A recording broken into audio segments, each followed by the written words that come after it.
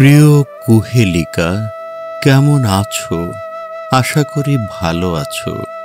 কিন্তু তোমার পত্রানুবাদে বুঝেছি ক্লেশাক্ত হৃদয়ের উদ্গিরিত লাভায় ঝলসে গেছে তোমার দিনাতিপাত। অদ্য প্রাতে হস্তগত হয়েছে তোমার কোমল হাতের পরশ মাখানো, হৃদয়ের আকুতি দিয়ে লেখা, নয়নের জলে ভেজা একখানা পত্র।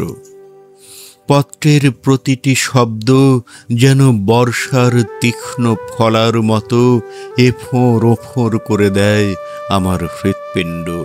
নিজেকে বড্ড অপরাধী মনে হয় বিচ্ছেদ দহনে তোমাকে পুড়িয়েছি বলে। তোমাকে বঞ্চিত করার স্পর্ধা কশ্চিন কালেও ছিল না আমার।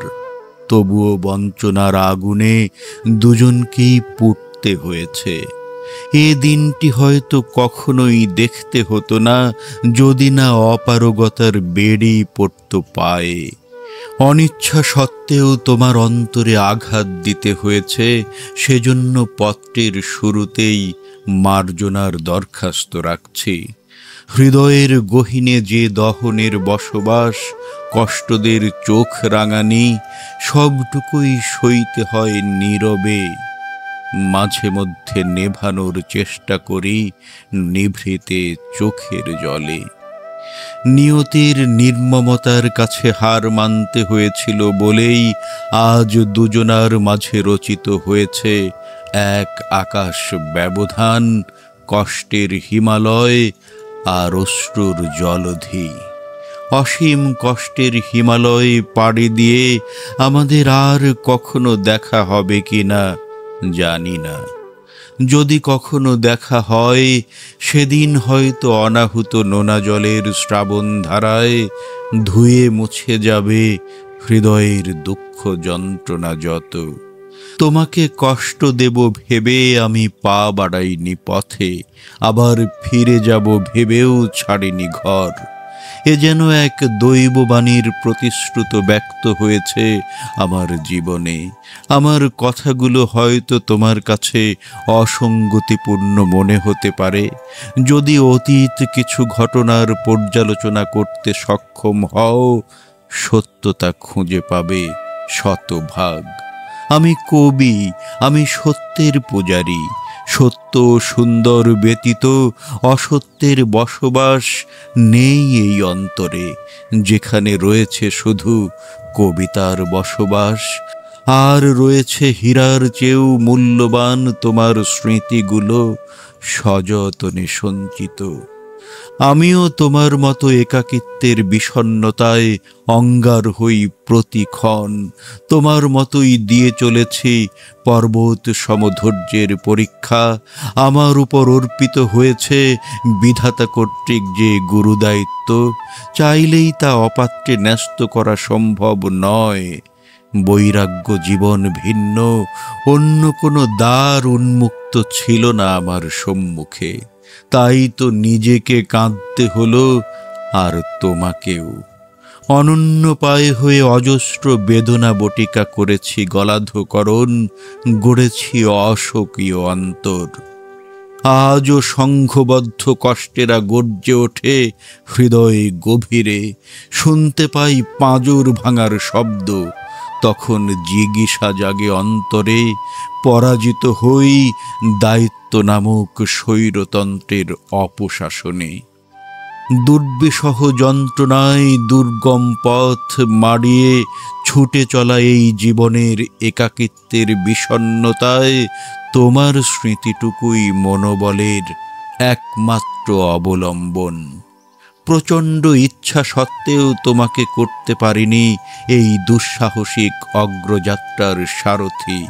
অমসৃণ পথের ধকল তোমার সহনীয় মাত্রা অতিক্রম করতে পারে এই ভেবে।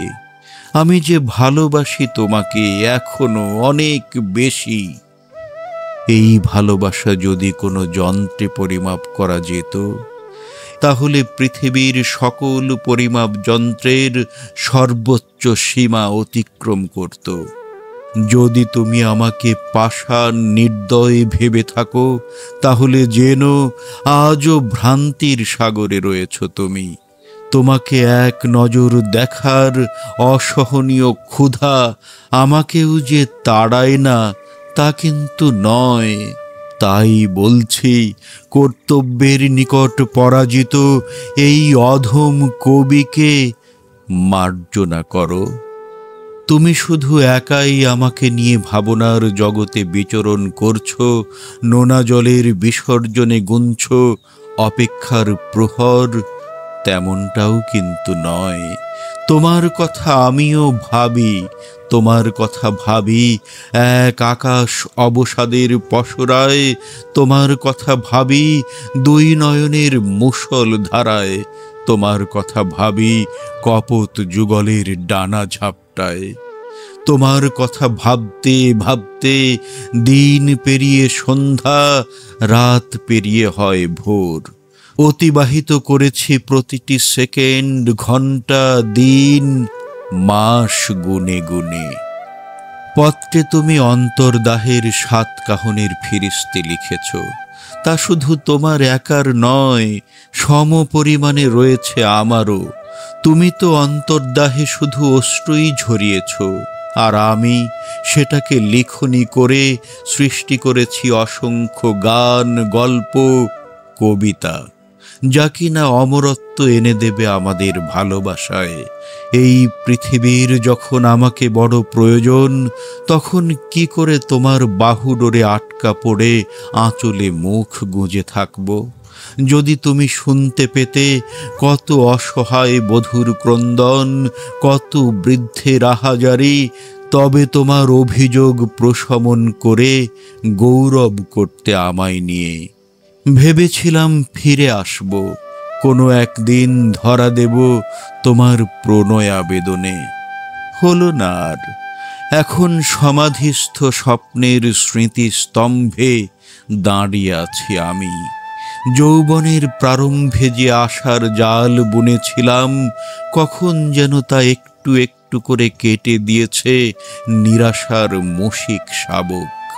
এই নশ্বর পৃথিবীতে নাই বা হলো আমাদের মিলন, আমার অপেক্ষা অনন্তকালের সেই মহামিলনের।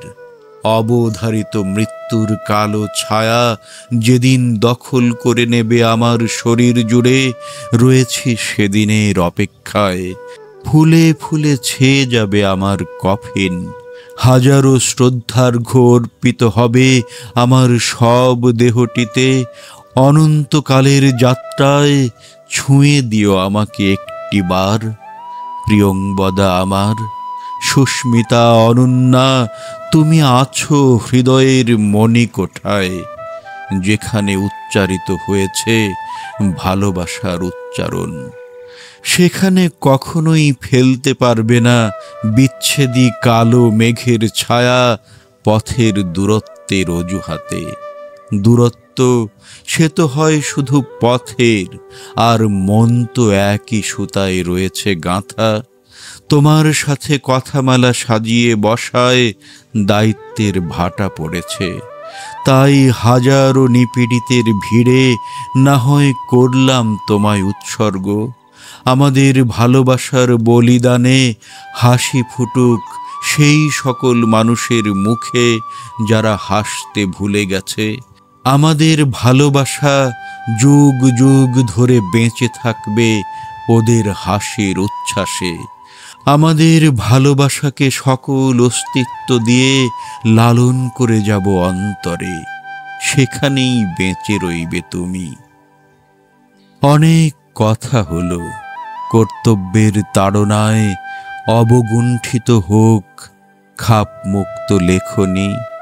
আবার কোনো একদিন কোনো এক নির্ঘুম রজনীকে সাক্ষী রেখে লিখব না হয় ব্যথিত হৃদয়ের কথা। সে পর্যন্ত ভালো থেকো, আর আমায় মার্জনা করো। ইতি তোমার কবি।